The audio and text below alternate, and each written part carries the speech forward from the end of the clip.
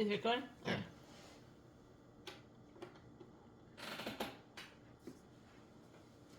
Hello, my name is Teresita Blanco, the Artsy Sister, and today is Monday, so you know what that means. And if you don't, on Mondays I do dog photo shoots. And this is just a behind the scenes type of deal. Just me taking the dog photos while I rant, and you hear some background music. Yeah, but at the time I'll look up and ship in. Yeah. With some clever observation, or not so clever observation. I mean, we just woke up. So, yeah, forgive us if we don't sound too uninspiring.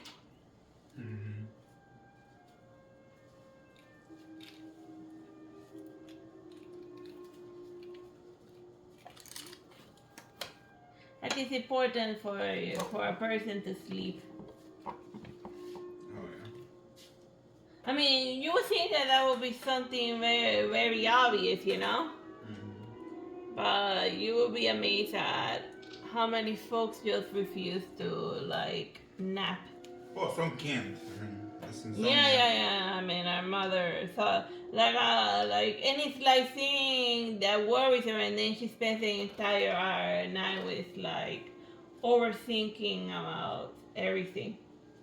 Yeah, it's called anxiety. Yeah. Alright, just making sure it's recording. Yeah. The world is scary, and we're all just trying to get by. This back flowers just don't want to stay up. Alright, there we are.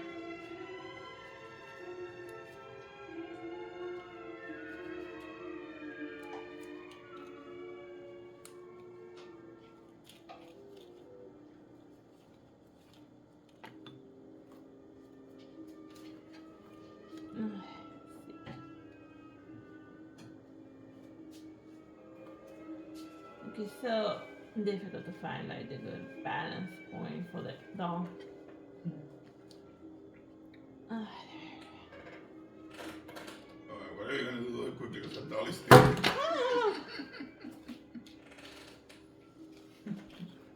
I think he's scared. What the fuck? Yeah. Let's try this again.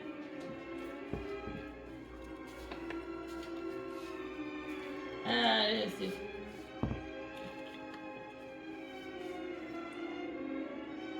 I just seems like it's easy to have them be balanced in like a carpet, but I want to use the mirror prop. Cause Mirrors are fun. yeah, and they reflect stuff. Well, that's the whole point of being a mirror. If your mirror's not reflecting anything, then you become a vampire, my good sir. Now here's a riddle for you. What is the color of a mirror? Well, some are, I don't know. No, if the mirror only reflects that, what is the color of a mirror when it's not reflecting? Well, I blew your mind. I don't know, you blew. Something. I blew a fuse. I just messing with you. But it's a good joke. Are you giving a Sphinx a run for his money?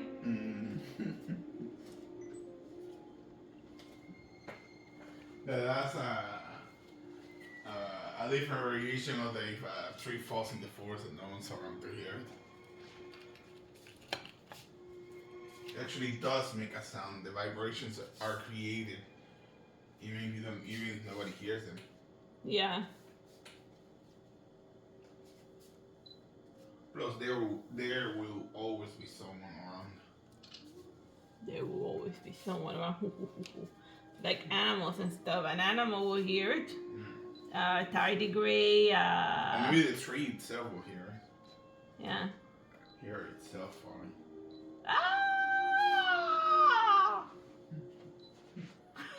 That's the tree. They found that a tree.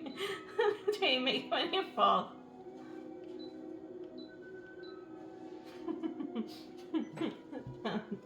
The Wilhelm scream.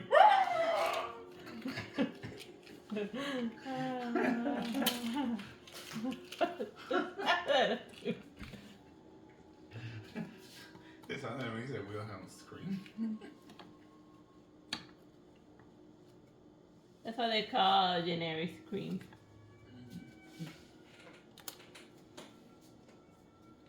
For all you film buff out there, that's a nice fact. By the way, when I went to film school, something that you can pretty obviously tell by how we frame things. Ever since in a Dutch angle. I think, I don't know. Yeah, everything's in Dutch angle. Well, we went to the same film school as Christopher Nolan. That's why everything he does is in Dutch angle as well. I don't know. I think you're getting your movie people confused. Because I didn't go to film school. That's why. Oh, well, we barely bother to keep track of who makes what. I mean, when we're watching a movie, we're like, nah, we're not like thinking, oh, it's like a fancy movie star makes it. Who's the director? We don't use that as our criteria to watching movies or even reviews. We're just like, make it. Well, most we use the trailer, but you know, even like that. First of all, the thing that we look for is this movie in Spanish? Has Spanish translation, because we watch all of our movies with our mom. And she can like speak English just fine, but mostly just fine, and like nobody, and like watching a movie in English is like ugh, cause she has to like use her brain. And we watch movies to shut off the brain. Like, yeah. We don't like to watch intelligent movies. Yeah, Or like you never catch us we're watching Shameless or something, or something super fancy and depressing. Like, if we go to the movie theater, we'll watch Barbie, but not Oppenheimer. Yeah. Which is why she's photographing Barbie and not Oppenheimer. Yeah. Like, I genuinely tried to find in Amazon, we were doing the affiliate products during Barbie season. I tried to find an Oppenheimer doll to do a Barbie and Oppenheimer promotion. But I just couldn't find one. They just didn't make one. They didn't have the insight to do that. Well, it's Nolan. Yeah. Oh, yeah. He's a boring fellow. Yeah. Why doesn't he go back to making superhero movies? I don't know. Like, he basically had one long, prolonged fart in one of his movies, and that was the soundtrack. Of the movie 10. The movie 10 is just one long fart over everything in the movie. Like, throughout the whole movie. Like, the part where they're explaining what's going on in the movie has like a huge horn on top of it, and you cannot understand a single word of it. I genuinely couldn't tell you a single character in that movie. I give you $1 million right now, sis. Teresita, not anyone else. Sis. Yeah. I could be your sister if you have $1 million. I don't. That's why he feels so sure about making the best, because he doesn't have any.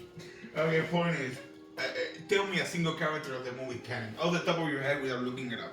Who's the lead? Nobody remembers. I don't even remember what color he was. If it was black, if it was white, was he Asian, Latino, a woman? I don't know who's the main character. I don't know. I mean, we watched the movie 10 and I remember absolutely nothing about it. Exactly.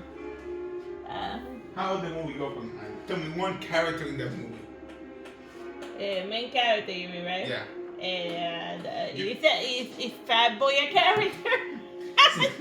See, Oppenheimer's in that movie, and then you couldn't say Oppenheimer. That's how memorable that movie was. I don't know if memorless is a word. I don't care. Memorless. Like, something's memorable is memorable. So the opposite of memorable is memorless. I don't know where it's the fact that English in their first language is showing. Whatever, there's some people that like English is their first language and they barely speak it. Yeah, Beavis and Butthead. English is their first language. Also, are they real? I don't know. Maybe they're based on somebody that they knew back in high school. Yeah. Yeah.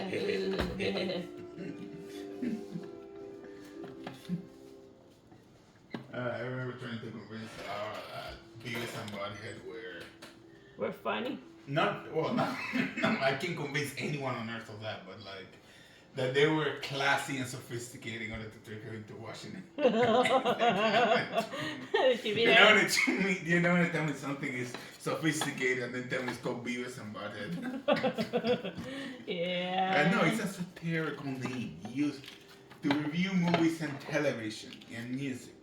No, they weren't buying it. They make convincing powers and to the level where I can convince someone that Beavis and Butthead is sophisticated.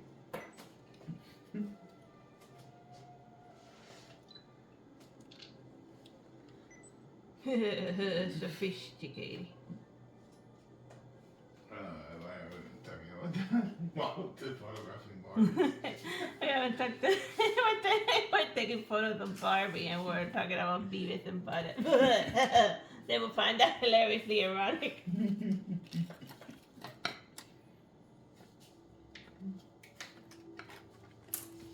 Well, what I really wonder is who decided that Fart and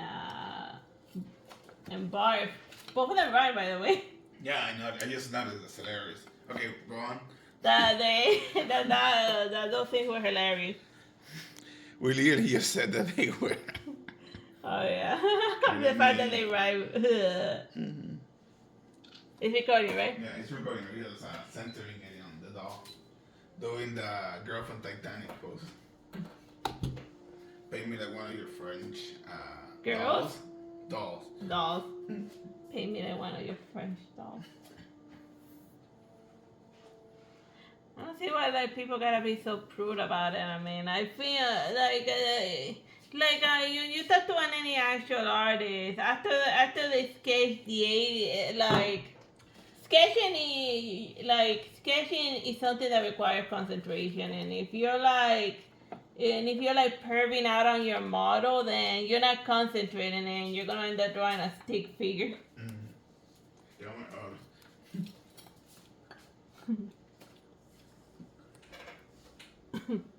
The whole point is that, well, then again, I don't know about what other artists are up to, or. Well, yeah, people are prudes about drawings. I mean, we don't national canoia fan art. Yeah. Well, I guess it must be different if you're like working with like a live model who's like ribbed. Like what's that? Peter Paul ruins Jesus. Oh, It yeah, was super Jesus. Then I just look at Peter Paul ruins crucifixion. That Jesus Christ hit the gym.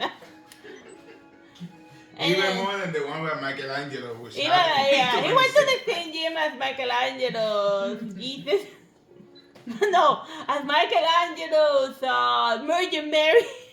Because she looked like she could punch you to death.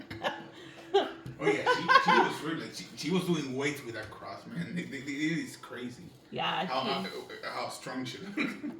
Yeah, some people have thought that maybe he just used guy models for everything because like they were cheaper.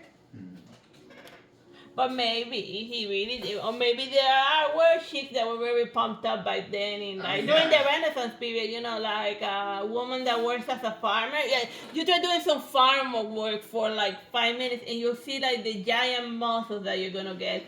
No, just even doing the laundry without laundry mask, having to like grab the clothing and hit it against a rock and then like scrub it. Yeah, and then that's scrubbing motion of moving your hands. So yeah, if you're wondering why the Virgin Mary it looks like a JoJo character in those paintings, it's because back then they had to work out. Yeah, women work, but I don't know where they get the whole myth that women didn't work and didn't have jobs back then. The ones that barely did anything were only like the rich women. Like if you were like in the poorhouse, everyone worked, even the baby worked. Yeah, those were the dark days. But yeah, the whole myth that women didn't work back in the day, that only applies to rich chicks. If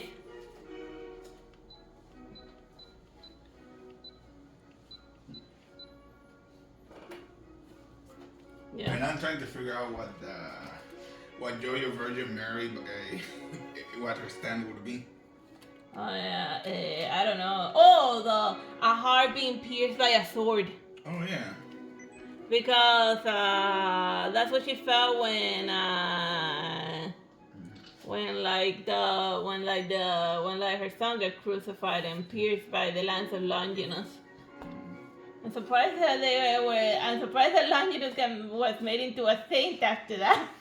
Yeah, I mean, you would think. I mean. Oh, he felt bad about it. I mean, think about it. Like, they painted Roman soldiers as the bad guys, but like they were like, if they didn't do like the Caesar one, then they would be turned into Caesar salad, or get sent to die as a frontline infantry, or made into a gladiator, or crucified. Like, everyone was crucifying everyone, man. No, like back then there were so many crucifixions that they brought on fetishism. Like everywhere, you couldn't go 2 steps without seeing 26 people crucified. Yeah, it was a scary time period. You know.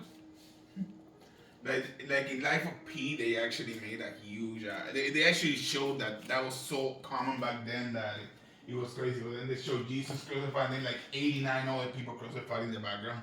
Yeah. Like constantly. Yeah. Like the reason why Joseph could afford to like take Jesus to school and all of that is because he had a really good business back then. He was the cross maker of the town. Well, he was a carpenter. Mm-hmm. And what was the most wood? And what was the item made of wood that was in highest demand during the Roman period? A cross. Like in one of the Miller paintings, they have Jesus Christ in the carpenter workshop with Joseph, and then the scene that they're making in the floor is they're making a cross. Like it also symbolizes that even back then Jesus was preparing for his eventual death. Yeah. It's a very great painting. Yeah. Foreshadowing. Mm-hmm. Miller is a pre-Raphaelite, and his name is like that, like a millet, right? Yeah. Which brings us to an interesting theory that we had, that we think we know what Jesus was up to between the time that he left his mother and when he actually began prophesying. Yeah, because he has like a 10-year gap when nobody knows what he was up to. And well, if he was a Roman citizen, which we know he was, he went and became... He got tried by a Roman. If you're a Roman, you go see Pontius Pilate to decide how many nails they're gonna put in your hands. Mm-hmm. Or how many lashes, because the punishment for what he did were 40 lashes, not crucifixion. Yeah.